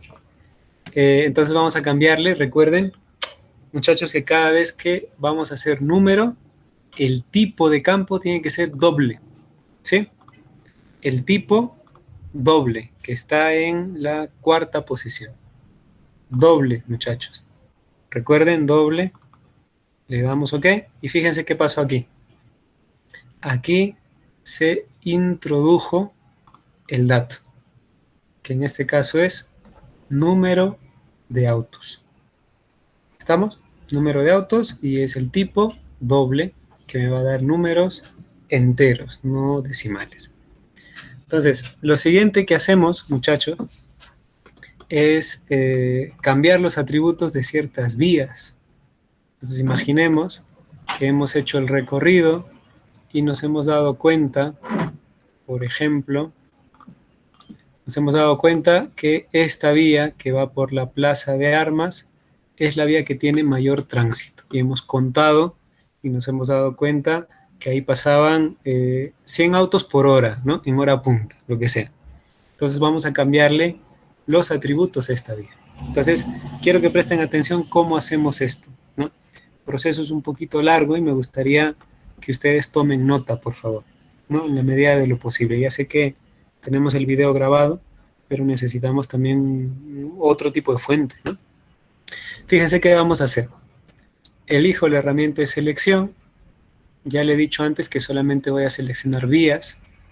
Y voy a seleccionar la vía que quiero cambiar. Esta de aquí. ¿Estamos? Esta vía. Fíjense que se colorea de otro color. O de otro tono, por así decirlo. Me voy a la parte inferior y le digo que me muestre en la tabla solamente la selección. Fíjense aquí abajo, solo la selección y aquí aparece. Me doy cuenta que tiene todos los datos y el número de autos está vacío. Entonces, ¿qué es lo que voy a hacer ahora? Le voy a dar doble clic y no pasa nada. Nuevamente doble clic y no pasa nada. Y es que no estoy editando los valores, solamente estoy añadiendo campos. ¿Cómo yo puedo editar los datos? De la siguiente manera, fíjense. Voy a la barra de herramientas, justo debajo de ayuda o help, tengo una barra que dice barra de edición, editor, ¿no? O editor. Despliego y aquí tengo un montón de opciones, una de las cuales dice comenzar a editar, start editing. Otra vez, muchachos, quiero editar, tengo mi campo, doble clic, no pasa nada. Quiere decir que todavía no estoy editando el polígono. Entonces voy a la parte superior, busco la pestaña Help. Un poquito abajo tengo la pestaña que dice Editor. ¿Estamos? Despliego y hay una opción que me dice comenzar a editar, Start Editing. Si por algún caso no aparece la pestaña de Editor, voy a la tabla de contenidos, al lado izquierdo. Busco la capa que me interesa, le doy clic derecho y busco la opción que dice Edit Features. Edit objetos, editar elementos, ¿sí? Que está casi a la mitad de la tabla. Edit Features. Le doy clic, se despliega y aparece la misma opción, que dice Start Editing.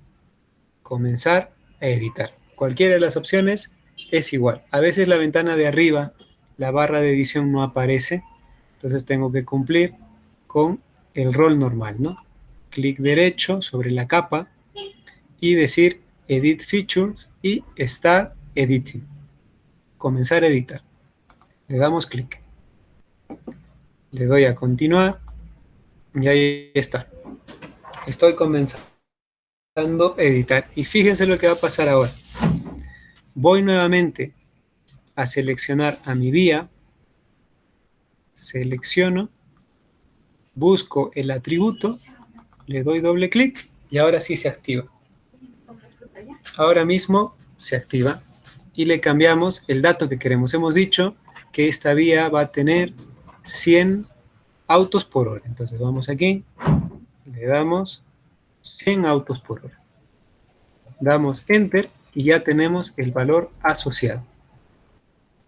continuamos dando otros valores. Me voy a dar cuenta que esta vía que viene desde la carretera hacia la plaza es una de las más transitadas, pero no existe tanto tránsito como otras. Entonces, aquí le cambio, ¿no? Esta vía le voy a cambiar y aquí le vamos a poner, según conteo, 50 autos por hora. Y así puedo ir completando todos mis elementos, fíjense. Esta vía y esta otra, ¿no? Ya saben que puedo seleccionar más de 2 elementos con Shift sostenido. Estos 2 elementos no tienen un movimiento tan alto, ¿no? Tienen solo 10 autos por hora. Entonces, selecciono los dos y como ya tengo la selección aquí, le cambio, le pongo 10, pongo 10. Continúo desplazándome y voy, por ejemplo, a esta otra calle. A esta calle le voy a decir que solamente hay 2 autos por hora. Entonces selecciono y le digo aquí que solamente hay 2 autos por hora. Le doy clic fuera, porque como no hay selección, no aparece nada. Una vez yo he cargado todos los datos, tengo que ir a la pestaña de editor. ¿Por qué? Porque todavía no he guardado los cambios. Fíjense lo que va a pasar aquí. Voy a la pestaña de editor y hay más opciones. Obviamente comenzar a editar no, porque ya estoy editando, pero tengo guardar cambios y terminar edición. Le voy a dar guardar cambios y le voy a dar terminar edición. Lo mismo lo puedo hacer desde la tabla de contenidos. Clic derecho, Edit Features, Start, Edit, continuar. Modifico todo y luego clic derecho, Edit Feature, y aquí me sale la opción de cerrar. Una vez tengo todo listo, ya saben que tengo que ir a la pestaña de editor, salvar edición y terminar edición. Vamos a repetir estos pasos de crear atributos y añadirle valores desde cero, muchachos, utilizando manzanas Kurawasi. Este va a ser el último repaso de esta primera sesión y en la siguiente ya vamos a hacer un repaso mucho más rápido y vamos a hacer unas cuantas herramientas que nos van a ayudar a hacer el trabajo más rápido. ¿Sí? Voy a cerrar todo y voy a dedicarme ahora a manzanas Kurawasi. Ya sé que desplegando las capas puedo cambiarle los estilos visuales a nivel de grosor de línea y a nivel de colores. Y ahora vamos a mapear el tema de manzanas, muchachos. Entonces, ¿qué es lo que tengo que hacer? Voy a manzanas, clic derecho, abrir tabla de atributos. Nuevamente, manzanas, clic derecho, selección, hacer el único layer seleccionable. Perfecto.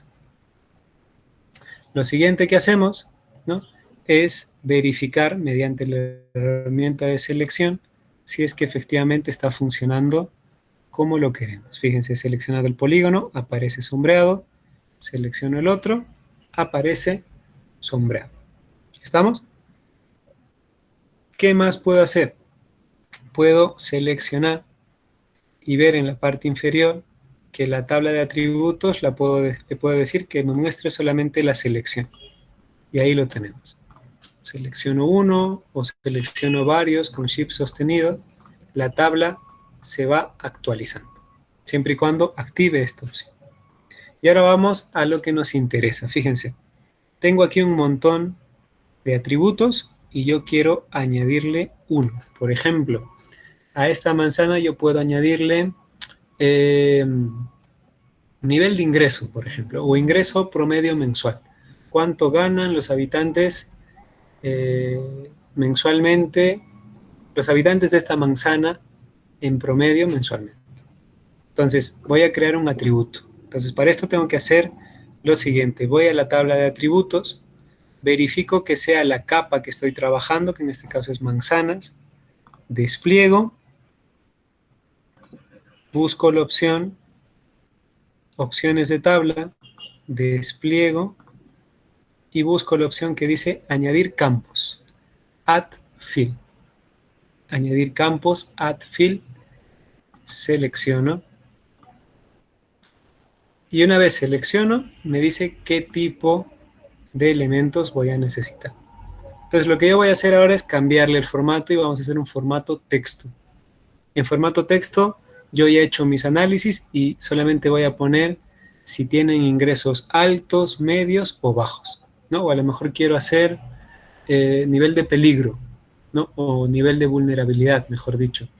Y puedo decir vulnerabilidad media, alta o baja. Entonces voy aquí y le pongo el nombre. ¿Ya? Disculpen mucho.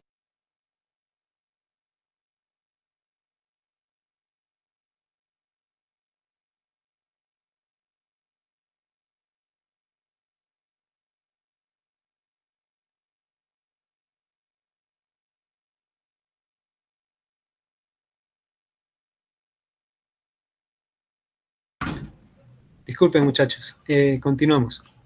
Les decía, ¿no? Hemos añadido en la tabla de contenidos un nuevo atributo o un nuevo campo y aquí le vamos a poner vulnerabilidad.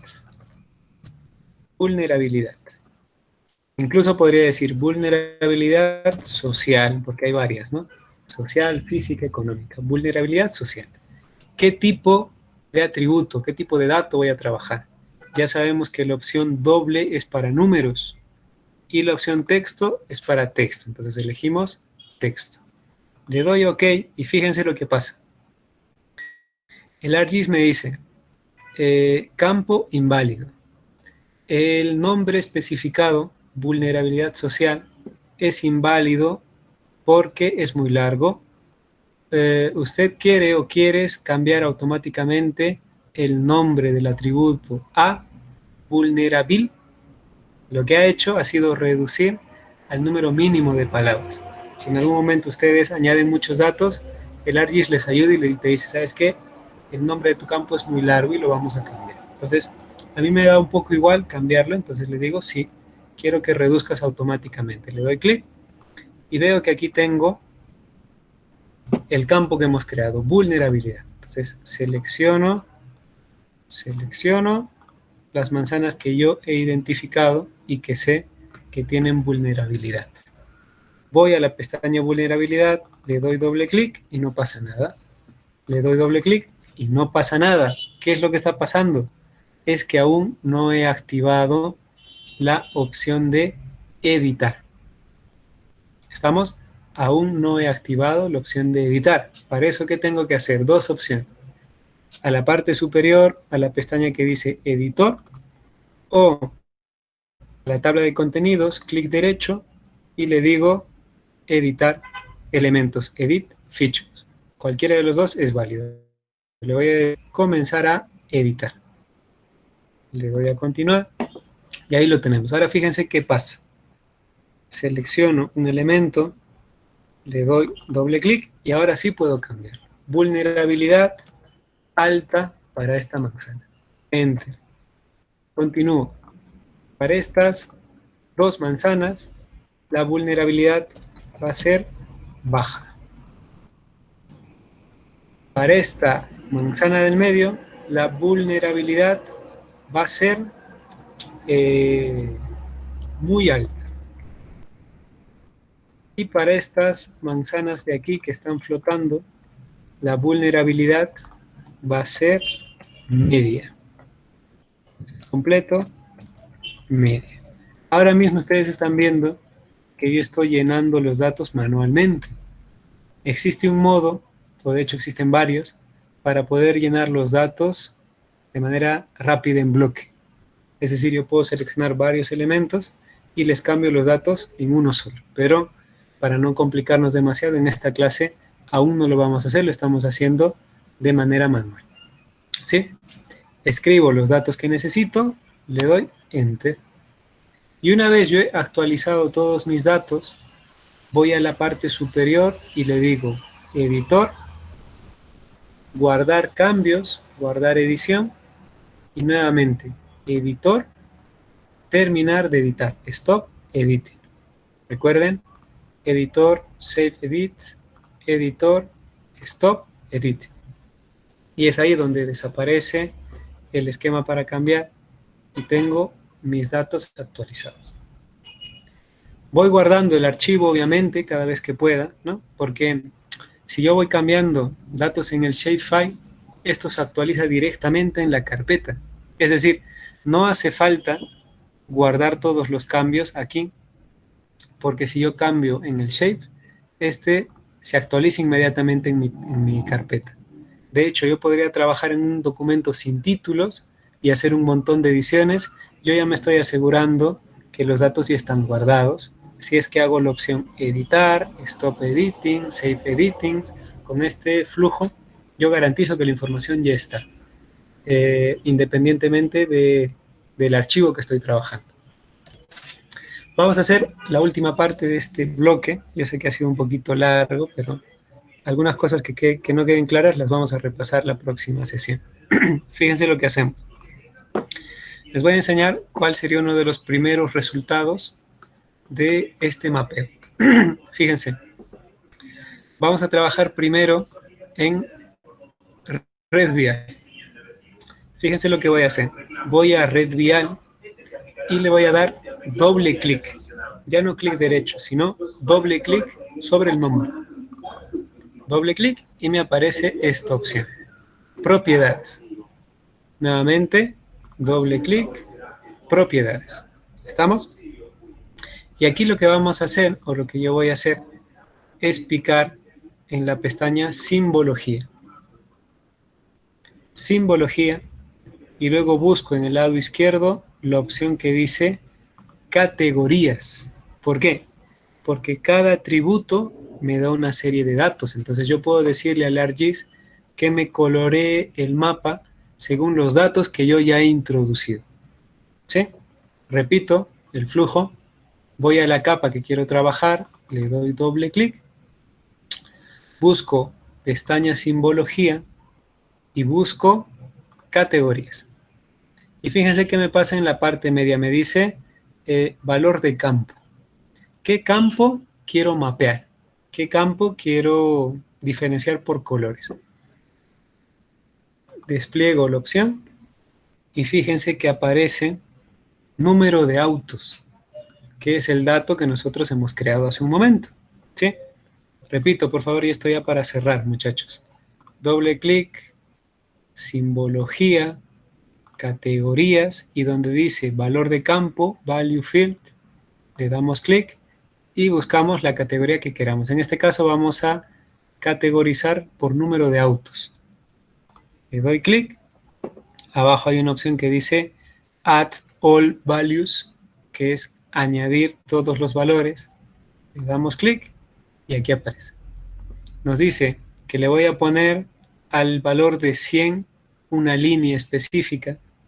Le voy a poner al valor de 50 otra línea de otro color, entre otras cosas. Si yo le doy clic, puedo cambiarle el grosor. Le voy a decir 5 de grosor. Le doy clic nuevamente, le cambiaré 5 de grosor y así hasta completar todos los elementos. Ojo, esto es solo una categoría en función a un valor. Y fíjense lo que va a pasar. Le doy a aplicar y le doy a aceptar. Y fíjense lo que ha pasado, muchachos. Las vías que tienen mayor validez o mayor coloración son aquellas que están marcadas con un color distinto al rojo. En la parte izquierda, la capa ha cambiado porque ahora tengo una serie de categorías y puedo ir mapeando según el color. Entonces podría ponerle a las vías que tienen mayor tránsito una línea mucho más fuerte y mucho más gruesa. Por ejemplo, aquí tengo el 100 y le puedo poner un 10 proporcional. Tengo el 50, lo voy a mantener en 50. Tengo el 10, lo mantengo en 2, por ejemplo. Y ahí voy categorizando poco a poco mis vías. Fíjense lo que ha pasado. Estoy categorizando y estoy mapeando al mismo tiempo. Entonces, de manera gráfica, yo podría saber que existe una vía que es la más crítica, que existen otras que no tienen tanto y puedo generar rutas alternas, entre otras cosas. Esta es la parte interesante que les decía cuando nosotros necesitamos espacializar los problemas. Ese es el objetivo de los sistemas de información geográfica. Todos los formatos GIS necesitan este tipo de datos. Parten de una premisa sencilla de fusionar la parte gráfica con la base de datos y generar este tipo de interacciones. Este es un mapeo totalmente básico, en el cual nosotros podemos filtrar por categorías, que es lo que estamos haciendo ahora mismo. Vamos a apagar la capa red vial y vamos a activar las manzanas PDU Curahuasi. Y aquí vamos a hacer nuevamente nuestro mapeo, ¿sí? Esta es la última parte, les pido que presten atención, por favor. Y vamos. Voy a la capa, le doy doble clic y aparece propiedades. Busco la pestaña que dice simbología y busco al lado izquierdo categorías. Me dice valor de campo o value field, despliego y busco la categoría que quiero filtrar. En este caso quiero filtrar vulnerabilidad, que es lo que hemos creado hace un momento. Y como está al final, pues lo busco ahí. Busco vulnerabilidad. Le damos clic. Voy a la parte inferior y le digo añadir todos los valores. Add all values. Le damos clic y aquí aparecen todos los valores. Antes de darle aplicar y aceptar, yo podría modificar, fíjense. Yo podría modificar. Me voy a desplazar un poquito. Y le vamos a dar aplicar, provisionalmente aplicar. Cambió de color. Pero quiero darle los colores según un patrón o según la escala o las convenciones, ¿no? Entonces, puedo decirle muy alta, busco el cuadrado, le doy doble clic y le cambio el color. Muy alta le pondremos un rojo. Media le pondremos un naranja. Baja le pondremos verde. Se nos ha olvidado alta. Bueno, vamos a hacer esto. Muy alta rojo, alta le vamos a poner naranja, media le vamos a bajar un tono, le vamos a poner amarillo y baja le vamos a poner verde. Y es muy curioso cómo en la parte derecha ya nos va sacando estadísticas. Nos dice cuántos elementos tenemos, cuánto es el total, los sobrantes, cuántos están con media, cuántos están con alta y cuántos están con baja. Puedo modificar la parte gráfica antes de poder filtrar por atributos. Una vez he modificado todo esto, le doy a aplicar, verifico que todo esté como yo quiero y luego le doy a aceptar. Y tengo mi mapa. Lo curioso es que el resto de datos no los hemos cambiado, solo estamos filtrando por un atributo que en este caso es vulnerabilidad. Y aquí tenemos nuestro mapita de colores, nuestro semáforo. Tenemos esta que tiene vulnerabilidad muy alta, este que tiene vulnerabilidad media, alta, y esta que no tiene vulnerabilidad, que es muy bajita. Esto nos podría ayudar a tomar posiciones, por ejemplo, ¿no? Veo, por ejemplo, que aquí está la población más vulnerable ante el COVID-19. Entonces, tengo que hacer algo aquí, ¿no? O poner mercadillo cerca, o darle un sistema de transporte, o cercar epidemiológicamente. Digamos que las políticas ya vienen después, pero siempre y cuando yo he identificado el problema. Antes no. Entonces, ¿qué es lo que ha pasado con la planificación?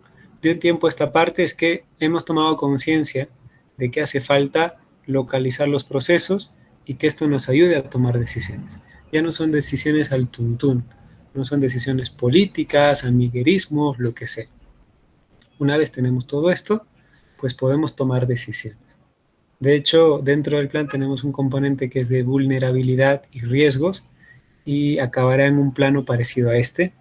Estamos intentando hacerlo a nivel de lotes, pero si no nos da, lo haremos a nivel de manzanas, que también es muy útil. Con esto, muchachos, nosotros hemos terminado nuestro extenso tutorial. Hemos pasado de no saber nada del ArcGIS a filtrar por atributos, que es un gran avance. La sesión que viene nosotros repetiremos algunos pasos ya más prácticos y añadiremos algunas técnicas para hacer el trabajo más rápido y para no confundirnos y morir en el intento. Voy a acabar, muchachos, la grabación.